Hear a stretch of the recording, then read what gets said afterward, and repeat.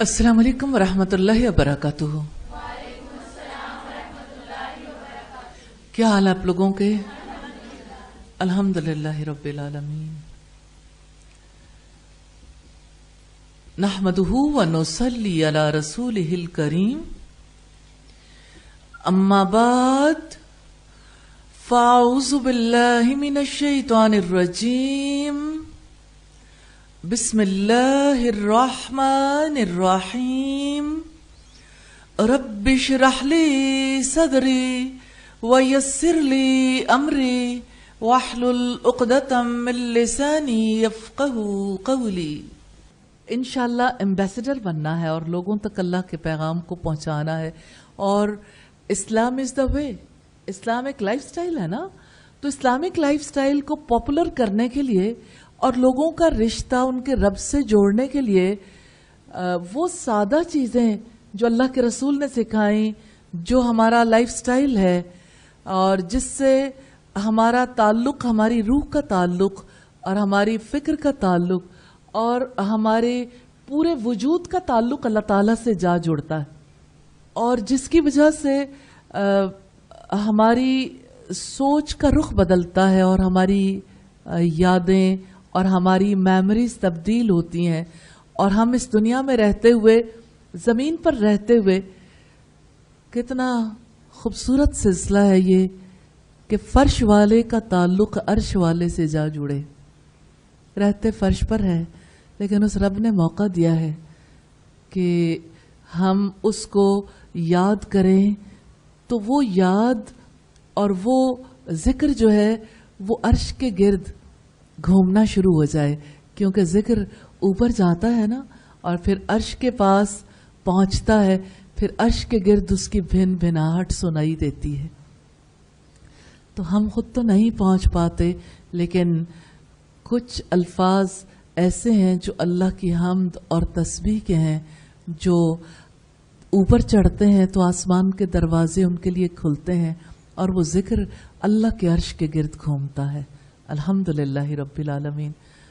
तो दुनिया में लोगों के मुख्तलिफ तसव्वुरात हैं कि दुनिया में कामयाब कौन है और सबसे अफजल कौन है। और इस हवाले से देखिए, मेरी अभी एक बच्ची से मुलाकात हुई, 1-2 दिन पहले की बात है। तो आई थिंक बच्ची की एज होगी 2.5-3 साल होगी, बच्ची की एज 3 इयर्स के लगभग। तो बच्ची, आप जानते हैं कि सारे लोगों के जो आजकल व्यूज़ हैं कि लोगों को किस एतबार से वैल्यू करना है। तो उस बच्ची से जब मेरी मुलाकात हुई तो हमने कहा अस्सलाम वालेकुम, तो उसने फौरन कहा नानी दे डोंट नो इंग्लिश। अस्सलाम वालेकुम, सिर्फ अस्सलाम वालेकुम के वर्ड के बाद ना, कि उसे अजीब लगा कि ये वर्ड्स कहाँ से आ गए ना। तो मुझे ये फील हुआ कि देखें पैमाने बदल गए ना, कि आपके लिए अस्सलाम अननोन हो गया ना, और सलामती की दुआ आपको यूं लगती है जैसे कमतर है, इसकी वैल्यू नहीं है। तो बच्ची तो नहीं है, बच्ची के पीछे बच्ची के माँ बाप हैं, उसकी सोसाइटी है, उसकी ट्रेनिंग है। तो ऐसा होता है कि जिस चीज़ को माँ बाप वैल्यू करते हैं, बच्चे भी उसी को वैल्यू करने लग जाते हैं। और कैसी अजीब बात है, कव्वा चला हंस की चाल और अपनी भी भूल गया। तो ऐसी सोसाइटी में जहाँ वैल्यू क्राइसिस है, ऐसी सोसाइटी में जहाँ लोग अपने रब को फरामोश कर बैठे, जहाँ खुदा फरामोशी बच्चों को सिखाई जाती है, जहाँ खुदा फरामोशी पर फख्र होता है, उस सोसाइटी में आप लोगों को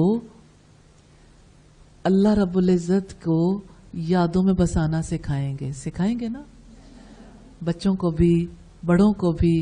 क्योंकि मैं ये समझती हूँ कि इस एंगल से लोगों को देखना चाहिए कि उनके पास उनके रब की याद नहीं है और उन्हें इसकी समझ नहीं है, उन्हें पता नहीं है। और ہمارا فرض بنتا ہے کہ ہم جس بھی طریقے سے ممکن ہو ہم انہیں ان کے رب کے ساتھ کنیکٹ کرتے ہیں انشاءاللہ اللہ تعالیٰ کی رحمت سے. آج ہم دیکھیں گے زندگی کا ایک اور پیارا سلسلہ جو ہمیشہ جاری ہی رہتا ہے. آپ صبح کیسے آتے ہیں؟ صبح جب گھر سے نکلتے ہیں یہاں تک کیسے پہنچتے ہیں؟ جی پیدل آتے ہیں کسی نہ کسی سواری پر نا، کیونکہ فاصلے بہت بڑھ گئے اور آپ کو سواری کی نیڈ ہوتی ہے، اور بہت قریب بھی ہو تب بھی ایون تب بھی ہمیں سواری کی ضرورت پیش آتی ہے. مسلمان کی زندگی ایسی ہے کہ اس کا کوئی فعل اللہ کی یاد سے خالی نہیں ہوتا. سواری اللہ کی نعمت ہے، بہت بڑی نعمت. چاہے کل گھوڑوں کی سواری تھی، اونٹوں کی سواری تھی، یا آج گاڑی کسی بھی نوعیت کی ہو، گاڑیوں میں بیٹھیں یا جہازوں میں بیٹھیں، یا یعنی کسی بھی اعتبار سے ایک جگہ سے دوسری جگہ پہنچنے کے لیے کوئی بھی سواری جو ہم استعمال کرتے ہیں. اللہ پاک نے قرآن حکیم میں اپنی اس نعمت کا تذکرہ کیا ہے کہ اس نے کس طرح سے بنی آدم کے لیے سواریوں کا انتظام کیا، کیسے اس نے سمندروں میں ایک جگہ سے دوسری جگہ جانے کے لیے کشتیاں بنائی، جہاز.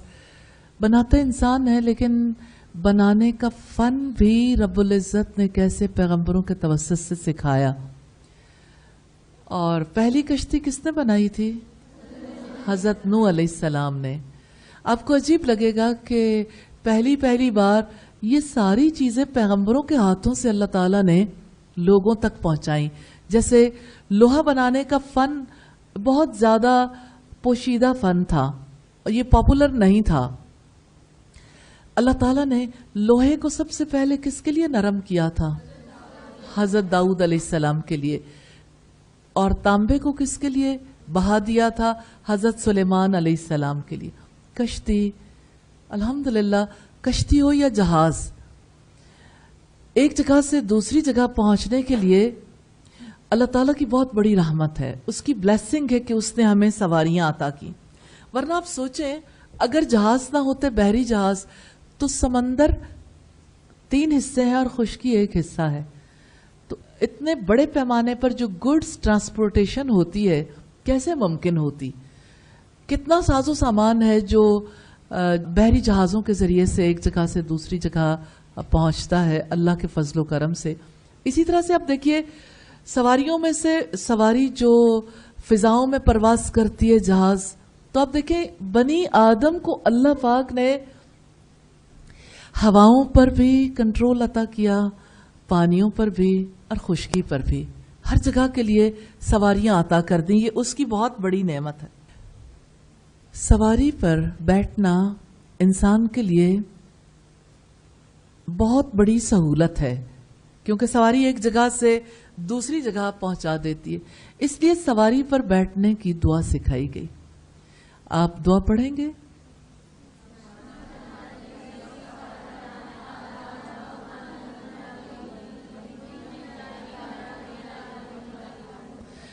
آپ اس کے الفاظ دیکھیں کتنی خوبصورتی ہے. سبحان الذی سخر لنا ھذا، پاک ہے وہ ذات جس نے ہمارے لیے اس کو مسخر کر دیا. کتنی خوبصورت دعا ہے. وما کننا لہو مقرنین، ہم تو اس پر قابو پانے والے نہیں تھے، ہماری قدرت نہیں تھی.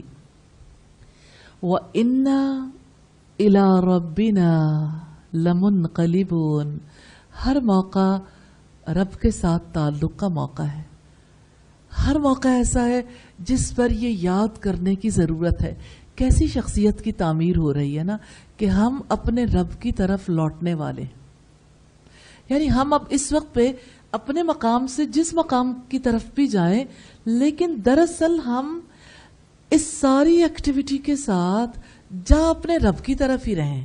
جیسا کہ قرآن حکیم میں آتا ہے یا ایھا الانسان، اے انسان، انک کادح الی ربک کدحا فملاقی، تو کشاں کشاں اپنے رب کی طرف جا رہا ہے، پھر اس سے ملنے والا ہے۔ تو ملاقات، سفر کے بعد بھی تو ملاقات ہوتی ہے نا، سواری پر چڑھ کے آپ کسی کے پاس ہی جاتے ہیں نا، یا گھر واپس لوٹتے ہیں، تو اصل لوٹنے کو کبھی نہ بھولیں۔ یہ کتنا پیارا دین ہے اور ہمیں کتنی پیاری چیز سکھائی گئی۔ اور پھر آپ دیکھیے کہ یہ دعا پڑھنے کے بعد انسان جو ہے وہ کتنا زیادہ اطمینان کی حالت میں آ جاتا ہے۔ اسے یہ اطمینان ہوتا ہے کہ جس رب نے سواری کو مسخر کیا، ہم تو اسی کی طرف جا رہے ہیں نا، تو اپنے آپ کو اس کے حوالے کر کے، اس کے سپرد کر کے انسان اطمینان میں آتا ہے کہ چاہے گھر پہنچیں یا چاہے موت آئے جا تو اسی کی طرف رہیں، آج پہنچیں یا کل پہنچیں، الحمدللہ رب العالمین۔ یہ سورہ زخرف کی آیات ہیں 13 اور 14۔ تو انسان چونکہ اپنے قدموں پر چل کر دنیا میں ہر جگہ نہیں پہنچ سکتا، اس وجہ سے اللہ تعالیٰ نے سواریاں مسخر کی۔ یہ سواریاں رب کی بہت بڑی نعمت ہیں الحمدللہ، اور ہر آنے والے دن میں انسان اس کے اوپر مزید ریسرچز کر کے اور زیادہ تیز ترین ذرائع تک پہنچنا چاہتا ہے تاکہ زیادہ جلدی ایک مقام سے دوسرے مقام تک پہنچ جائے۔ لیکن حقیقت یہ ہے کہ اللہ تعالیٰ نے ان سواریوں کو ہمارا مطیع بنایا، ورنہ ہم ان پر قابو پانے والے نہیں تھے۔ اور یہ قابو چاہے جانوروں پر ہو یا دوسری سواریوں پر، اور لمحہ نہیں لگتا جب سواری بے قابو ہوتی ہے تو کس طرح ایکسیڈنٹس ہو جاتے ہیں۔ ابھی کل کی بات ہے جو اسی روڈ پر ایکسیڈنٹ ہوا، اور آپ کسی بھی روڈ پر چلے جائیں ہر وقت کبھی کہیں ایکسیڈنٹ ہو رہا ہے، کبھی کہیں ایکسیڈنٹ ہو رہا ہے۔ یاد دہانی ہے نا کہ اللہ چاہے تو قابو کر سکتے اور اللہ نہ چاہے تو تمہارا قابو نہیں رہنا۔ تو اللہ تعالیٰ کی بہت بڑی نعمت ہے۔ اسی طرح سے ہم یہ دیکھتے ہیں کہ اللہ تعالیٰ نے جن چیزوں کو ہمارے لیے تسخیر کیا، جانوروں کو بھی اور دیگر سواریوں کو بھی، یہ اللہ کی عنایت ہے۔ تو جب انسان اس بات کو سمجھ لیتا ہے کہ اللہ کا انعام ہے تو وہ اللہ کا شکر ادا کرتا ہے، اور بےتابانہ انسان کہتا ہے یا اللہ تو ہی تو ہے جس نے ہمارے لیے اس کو مسخر کر دیا، ورنہ ہم تو اس پر قابو پانے والے نہیں تھے، اور ہم جو بھی ہیں جہاں بھی ہیں ہم تو آپ ہی کی طرف لوٹنے والے ہیں الحمدللہ۔ تو کبھی آپ نے سوچا کہ وہ سروس جو آپ کے لیے ایک گاڑی فراہم کرتی ہے، بس فراہم کرتی ہے، یہ سروس اللہ رب العزت کی چاہت سے ممکن ہوئی۔ اللہ رب العزت نے اس کو ہمارے لیے ممکن بنا دیا۔ کتنی بڑی بات ہے۔ شکر کرنے والے کے لیے دنیا بھی نعمت ہے اور آخرت بھی، اور ناشکر انسان کے لیے دنیا بھی عذاب ہے اور آخرت بھی عذاب ہے، کیونکہ ناشکر انسان نے یہ دیکھنا ہوتا ہے اسے کیا نہیں ملا، اسے یہ بھول ہی جاتا ہے مجھے کیا ملا ہے۔ تو یہ زندگی یا تو کھونے کا نام ہے یا پانے کا نام ہے، اور ہر وقت انسان کچھ کھو رہا ہوتا ہے، کچھ پا رہا ہوتا ہے۔ اس وقت آپ دیکھیے آپ سے کچھ لمحے کھو رہے ہیں اور کچھ آنے والے لمحوں کو آپ پا رہے ہیں۔ ہر چیز جو آپ پا رہے ہیں اس کو ایک وقت تک ایک وقت تک وہ آپ کے پاس رہتی، پھر وہ کھو جاتی ہے۔ تو زندگی بھی کھونے اور پانے کا نام ہے، کیونکہ زندگی کا وقت ہم تیزی سے کھو رہے ہیں، لیکن آنے والا وقت ہم تیزی سے پا بھی رہے ہیں۔ تو اس کھونے اور پانے کے درمیان ہمیں کیسا ہونا چاہیے؟ کھو کر صبر کریں اور پا کر شکر ادا کریں۔ تو زندگی دو چیزوں کا نام ہے، صبر اور شکر۔ اور حافظ ابن قیم کی بہت ہی پیاری کتاب ہے صبر اور شکر کے حوالے سے، اور اس کا اردو ترجمہ بھی ہو چکا، بہت ہی پیاری کتاب ہے، صبر کرنے والوں اور شکر کرنے والوں کے لیے ذخیرہ۔ उद्दत साबिरीन व ज़खीरत शाकिरीन। तो ये किताब जो है वो बहुत, इसमें डिस्कशन है कि सब्र ज्यादा बड़ी चीज है या शुक्र। आप क्या कहते हैं?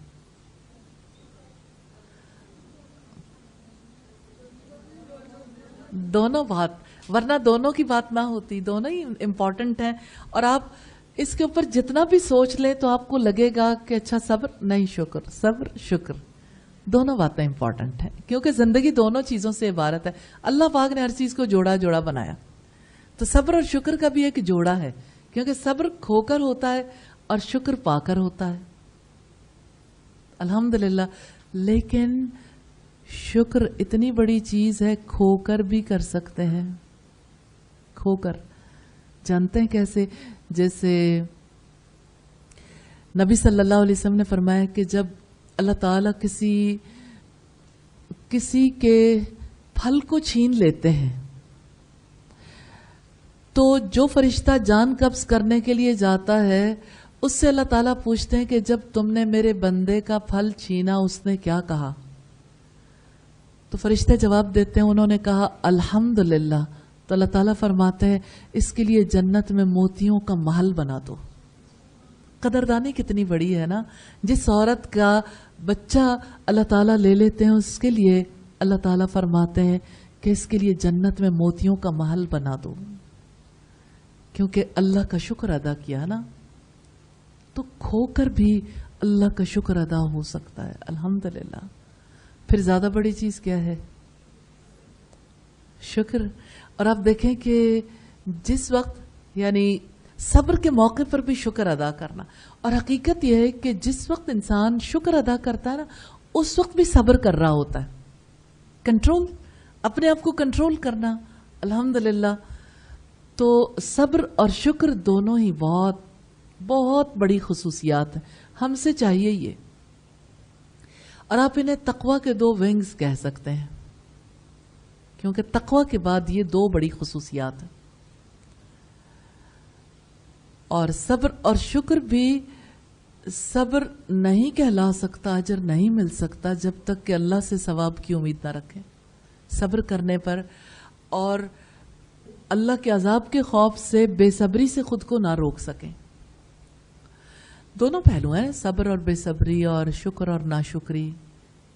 तो सवाब की उम्मीद और अजाब का खौफ, इसके बगैर आप अपने खोने और पाने को बैलेंस नहीं कर सकते। अब सोचे, दुनिया में लोग कोई चीज खोते हैं ना, होश भी खो बैठते हैं। आज की दुनिया का सबसे बड़ा इशू यह है कि एक नंबर कम आया और बच्चा जो है वो होश खो बैठा, क्योंकि उसकी जिंदगी में सबसे बड़ी बात यह थी, उसने अपनी लाइफ लगा दी, और लाइफ लगाने पर मतलूबा नतीजा हासिल नहीं कर सका तो होश से बेगाना हो गया। फिर जिंदगी में क्या रह गया? अल्हम्दुलिल्लाह, अल्लाह रब्बुल इज़्ज़त ने हमें जो दीन दिया है, खोकर भी पा लेते हैं, और जो चीज खोते हैं वो बहुत छोटी, और जिसको पा लेते हैं वो बहुत बड़ा। यानी फौरन ही जो बात हम कहते हैं, इन्ना लिल्लाहि व इन्ना इलैहि राजिऊन, इन्ना लिल्लाह जो है ना, ये सबसे कीमती खजाना है, कीमती खजानों में से, कि हम अल्लाह के हैं। लेकिन प्रॉब्लम यह है कि लोगों को इसकी समझ नहीं आती कि हम अल्लाह के हैं, क्योंकि उन्होंने अपने आप को किसी न किसी का बनाया हुआ होता है। चले, अगर सच बोल सकते हैं, देखिए आप एक अमल से गुजर रहे हैं, अगर सच बोल सकते हैं तो जरूर बोलिए आप किसके हैं। देखिए, आप इस वक्त में जो जवाब देंगे वो और होगा, लेकिन यहां आने से पहले आखिर आपकी फिक्र तो थी ना, आप कोई ना कोई चीज तो माइंड में रखते थे ना, तो आप किसके थे? चले, मैंने माजी में कर दिया, नहीं, रिलेशन।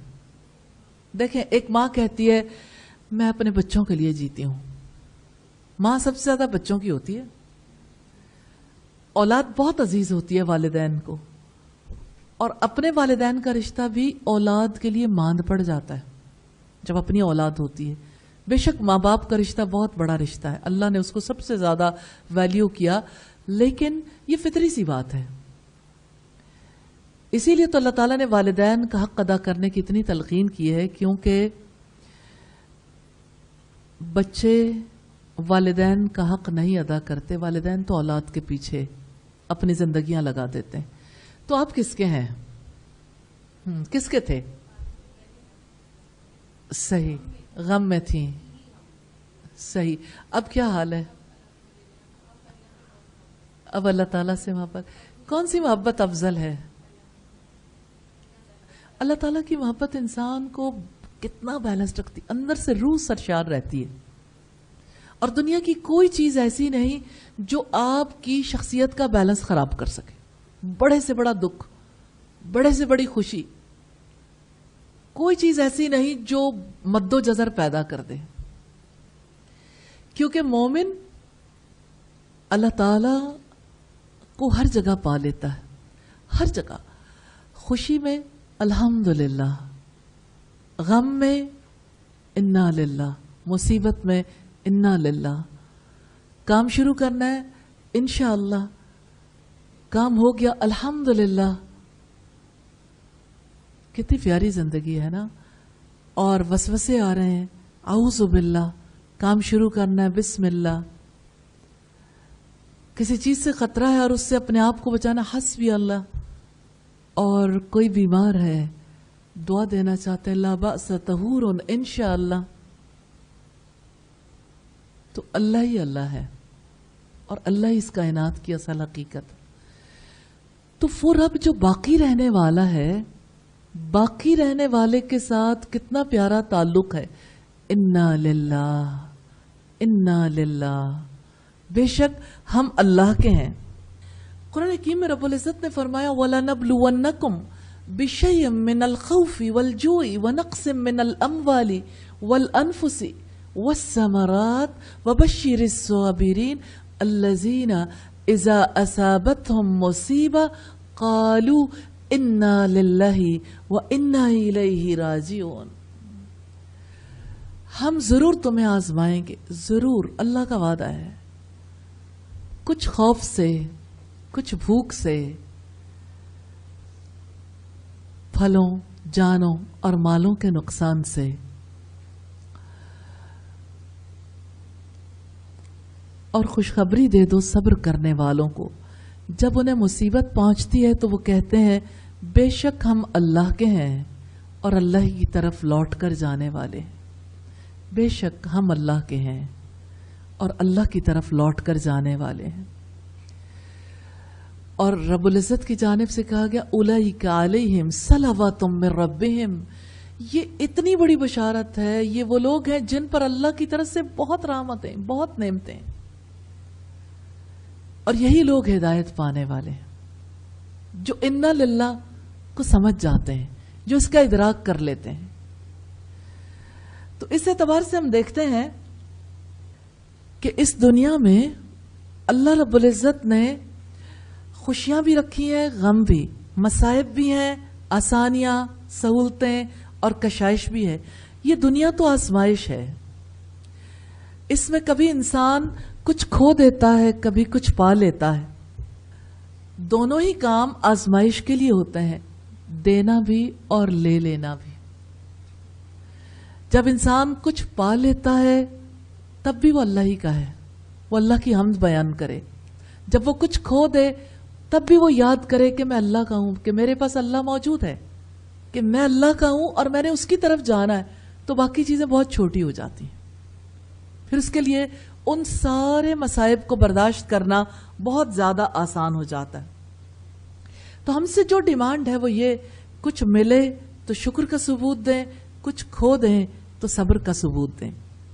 تو اس لحاظ سے جو شخص صبر اور شکر کا رویہ اختیار کرتا ہے وہ آزمائش میں پورا اتر جاتا ہے۔ اس دنیا میں رب العزت نے فرمایا لازماً ایسا ہوگا، ناخوشگوار واقعات پیش آتے رہیں گے، آپ کو ضرور ایسے تجربات ہوں گے جن تجربات سے گزرنا آپ کے لیے بہت زیادہ تکلیف دہ ہوگا. کبھی ایسا ہوگا کہ جان اور مال کی صورت میں کوئی نقصان پہنچے گا، کبھی بیماری، کبھی مالی نقصان، کبھی کسی کی ڈیتھ، کوئی نہ کوئی ایسا نقصان ہو سکتا ہے. جب کبھی انسان کو کوئی نقصان پہنچے تو انا للہ و انا الیہ راجعون. بے شک ہم اللہ کے ہیں. اتنا نفع ہے اس آیت کو بار بار دہرانے میں. انسان اندر سے انتہائی اطمینان کی حالت میں آ جاتا ہے، اس کے اندر کوئی اضطراب نہیں رہتا. اور یہ اطمینان ہی تو زندگی کی سب سے بڑی دولت ہے، کیونکہ اس اطمینان کے ساتھ اس دھرتی پر ہم صحیح زندگی گزارنے کے قابل ہو سکتے ہیں. پھر آپ دیکھیے کہ دنیا میں ایسا بارہا ہوتا ہے، انسان کو اللہ تعالیٰ بہت کشائش بھی دیتا ہے، لیکن کبھی اس پر فاقے بھی گزرتے ہیں. اور اگر اسے اللہ نے وسعت بھی دی ہو تب بھی ایسی صورتحال پیدا ہو سکتی ہے کہ وہ بھوک اور پیاس سے دوچار ہو. تو جب بھوک اور پیاس سے دوچار ہو، جب کبھی انسان پر کوئی آزمائش آئے، جب کبھی انسان ایسی آزمائش سے دوچار ہو کہ لوگ اس کے بارے میں اچھا خیال نہ کریں، اسے سوسائٹی میں قدر و منزلت کے نگاہ سے نہ دیکھا جا رہا ہو، اس کو لوگ سمجھ نہ رہے ہوں، تو ایسے میں اللہ رب العزت کے ساتھ یوں تعلق جوڑنا کہ ہم تو آپ کے ہیں، آپ کی طرف لوٹ کر جانے والے ہیں، یہ چیز انسان کو مطمئن کر دیتی. اور اسی طرح سے آپ دیکھیے کہ اس کلمے کی وجہ سے جو چینج آتی ہے وہ کیا ہے، یہ دیکھنا بہت ضروری ہے. اس کلمے میں، یہ کلمہ اعتراف ہے. انسان اعتراف کرتا ہے میں کچھ نہیں، لیکن جس کے ساتھ میرا تعلق ہے وہ سب کچھ ہے. بندہ اس کے معبود ہونے کا اعتراف کرتا ہے اور خود اپنے غلام ہونے کا، اپنی عبدیت کا اعتراف کرتا ہے. حق واضح ہو جاتا ہے، انسان اپنے مقام کو پہچان لیتا ہے. اعتراف انسان یہ کرتا ہے کہ یا اللہ تو ہی تو دینے والا ہے، تو نے دیا اور میں نے لے لیا، اب تو نے لے لیا، تیرا حق ہے، میں تو تیرا ہی رہوں گا، میں تیرا ہوں، تیرا ہی رہوں گا. تو لے لے تب بھی، تو دے دے تب بھی میں تیرا ہوں. کیسی محبت ہے نا، کیسا تعلق ہے، الحمدللہ. اور ایک بات جو آپ کو بہت خوش کر دے گی نا، جس کا آپ کے پاس کوئی علاج نہیں، بچے بڑے ساری سوسائٹی ایک بہت بری بیماری میں مبتلا ہے. جانتے ہیں وہ کیا ہے؟ شکایت. شکایتی مزاج ہے. شکایتی مزاج کا علاج ہے انا للہ، کیونکہ انا للہ کہنا عبادت ہے، عبادتی عمل ہے نا. اور اس میں انسان اعتراف کرتا ہے. تو کلمہ شکایت کے مقابلے میں کلمہ اعتراف کتنی بلندی پر لے جاتا ہے نا. شکایت کرنے والے کی شخصیت کتنی ہلکی ہو جاتی ہے، اور اعتراف کرنے والے کی شخصیت کتنی پیاری ہو جاتی ہے نا. اعتراف بہت ضروری ہے. اور اعتراف کس چیز کا؟ آپ دیکھیے، کسی اور چیز کا اعتراف کر کے دیکھیں، آپ بڑی سے بڑی گفتگو کر لیں، انا للہ کا کوئی متبادل نہیں. بات ہی ختم، انا للہ و انا الیہ راجعون. انسان کی زبان سے اتنا ہی نکلتا نا انا للہ، اس کے اندر ایسا لگتا ہے جیسے اطمینان کی بارش ہو گئی ہو، جیسے صحراؤں میں ہولے سے چلے باد نسیم، جیسے بیمار کو بے وجہ قرار آ جائے. تو ایسا لگتا ہے کہ اندر جو بالکل ڈیزرٹ تھا نا، اندر جو بالکل دھول کی طرح تھا، وہاں پر باد نسیم چلنے لگ گئی، صبح کی بہت پیاری ہوا. اور جیسے انسان جب بیمار ہوتا ہے نا، بہت بے قرار ہوتا ہے، اور لگتا تو ایسا نا جیسے بیمار کو بے وجہ قرار آ جائے، تو بے وجہ نہیں آتا، تعلق کے ساتھ آتا ہے. الحمدللہ. تو یہ جتنا آپ تجربہ کریں گے اتنا ہی زیادہ اس تجربے کی وجہ سے آگے چلے جائیں گے. ہو سکتا ہے یہ جو ڈیجٹس ہیں اس کی وجہ سے ہمیں کہانی ذرا جلدی سمجھ آ جاتی. یعنی آج اگر آپ 1% پہ رہیں نا تو آنے والے کل میں 10 پہ چلے جائیں گے، 50 پہ، 80 پہ، 90 پہ، اور اللہ 100 پہ لے جائے.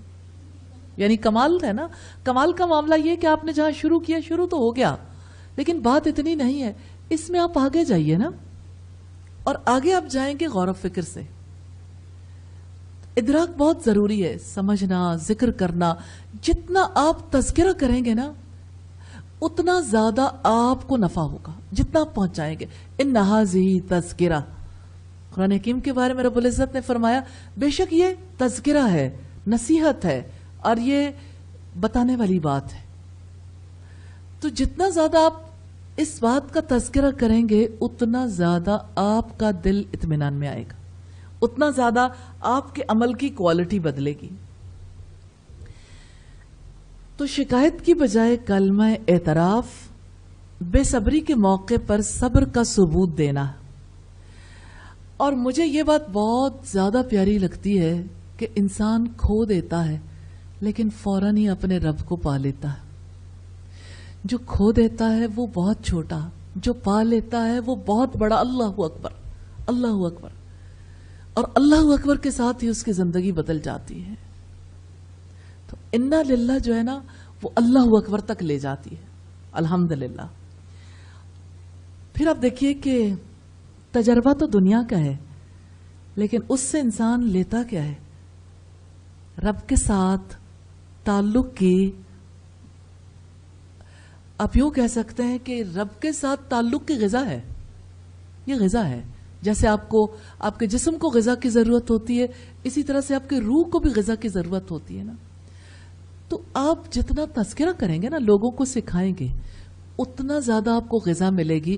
ایسے ہی جیسے آپ بیج بوتے ہیں, اگر آپ بیج کسی خشک زمین پر بو دیں جہاں پانی بھی نہ دیں تو کیا بیج اگے گا؟ تو یہ بیج ہیں جو آپ کے اندر ڈالے جا رہے ہیں. اب اس کی نشو و نما کرنا, اس کو مسلسل پانی دیتے رہنا, اور اس سے مسلسل اس کے لیے روشنی حاصل کرنا, یقیناً بیج کو پھوٹ نکلنے میں اور بڑا پودا بننے میں ہیلپ دیں گے. تو ایمان انسان کے قلب کی زمین میں کاشت ہوتا ہے, پھر ایمان بڑھتا ہے جب آپ اس کے لیے ایفرٹ کرتے ہیں. 4 چیزیں جو ہیں یہ بیسک ویلیوز ہیں, اس کو ضرور ذہن میں رکھیے. ایک چھوٹا سا لفظ ہو آپ اپنی زندگی میں لے آئیں, تو یہ الفاظ نہیں ہے, یہ زندگی ہے, یہ پا لینا ہے. انا للہ, تو انا للہ ایک علم ہے. جب آپ اس کا تجربہ کرتے ہیں تو آپ کا ایمان بڑھتا ہے. آپ پا لیتے ہیں نا, ایمان بڑھتا ہے. آپ جتنا زیادہ اس پر عمل پیرا ہوتے ہیں اتنا زیادہ آپ کا اطمینان بڑھتا چلا جاتا ہے. لیکن اگر آپ اس کو پہنچا دیں, دعوت دیں, اور لوگوں کو بھی اسی طرح سے ان کی زندگی کی بیٹرمنٹ کے لیے آپ کوشش کریں, اس کی وجہ سے آپ کے اندر یقین میں بھی پختگی آئے گی. آپ اس کے بارے میں زیادہ بہتر طور پر جان سکیں گے, اور اس کی وجہ سے آپ اور زیادہ لوگوں تک بات کو پہنچا سکیں گے. تذکرہ بڑھتا چلا جائے گا. تو تذکرہ کرنا بہت ضروری ہے. اسی طرح سے آپ دیکھیں, انا للہ کہہ کر ہم اعتراف بھی کرتے ہیں. جانتے ہیں کس بات کا؟ کہ ہم اپنے مالک نہیں ہیں, اللہ تعالی ہمارا مالک ہے, اور وہی اس کائنات کا مالک ہے, اسی کا حکم ہے. تو آپ انا للہ کہہ کے اللہ کی الوہیت کا اعتراف کرتے ہیں, اس کی خدائی کا اعتراف کرتے ہیں. اس کی خدائی کا اعتراف کرنے کی وجہ سے شکایت کا مزاج ختم ہو جاتا ہے. تو آپ لوگوں میں سے کتنے لوگوں کا مزاج شکایت کا ہے نا؟ تو یہ مزاج ختم ہو جائے گا انا للہ سے انشاءاللہ. تو انا للہ کو اپنا لیں, لیکن شعوری طور پر. اور انا للہ کو اپنائیں گے تو آپ اپنے رب کی ربوبیت کا, اس کی الوہیت کا اعتراف کریں گے, اور اپنے آپ کو آپ عہد کے مقام پر بٹھا دیں گے. عہد تازہ ہو جائے گا نا کہ ہم آپ کے ہیں. تو لا الہ الا اللہ کا اعتراف انا للہ کی صورت میں بہت ہی پیارا لگے گا انشاءاللہ. تو آپ اسے اپنا لیجئے, اور آپ اس کے بارے میں آپ یہ طے کریں گے نا تو آپ کی ڈسکشن اس کے اوپر ہونا شروع ہو جائے گی اور آپ اسے پہنچائیں گے بھی انشاءاللہ تعالی، انشاءاللہ۔ لیکن کچھ چیزیں اگر آپ طے نہیں کرتے کہ اچھا آج میں نے کتنے لوگوں کو انا للہ سکھانا ہے، اگر آپ طے نہیں کریں گے یہ کام نہیں ہوگا۔ کہیں سے کوئی بات شروع ہوتی ہے نا، انیشیٹو لیتے ہیں، جب آپ کرنا شروع کر دیتے ہیں پھر آپ کو پتا چلتا ہے، ہر روز اپنے آپ سے کہتے ہیں کہ اچھا میں 5 لوگوں کو سکھاؤں گی یا 10 کو سکھاؤں گی، تو آپ کی فیملی ہے، آپ کی فرینڈز ہیں، آپ کے واٹس ایپ گروپس ہوں گے، آپ کے بہت یعنی سوشل ہونے کے بھی بہت سارے یعنی کچھ گراؤنڈ ریالٹیز ہیں اور کچھ سائبر ورلڈ میں آپ کا جو کام ہے اس میں بھی اسی طرح سے آپ لوگوں کو سکھا سکتے ہیں میسج، اور یہ میسج بہت فائدہ دے گا۔ اور کچھ چیزیں ایسی ہیں جو لوگوں کو بہت اپیل کرتی ہیں، جیسے جب کچھ کھو دیں تو اپنے رب کو پالیں، کھونا اور پانا زندگی کی حقیقت ہے۔ کھو دیں تو انا للہ، پالیں تو الحمدللہ۔ تو کھو کر بھی نہیں کھونا، انسان دراصل اپنی انسانیت کھو بیٹھتا ہے، اپنے رب کے تعلق کو کھو بیٹھتا ہے، تو رب کے تعلق کو نہیں کھونا۔ اللہ تعالی رحمت فرمائے اور عمل کرنے کی توفیق دیں۔ سبحانک اللہم و بحمدک، نشہد ان لا الہ الا انت، نستغفرک و نتوب الیک۔ السلام علیکم ورحمۃ اللہ وبرکاتہ۔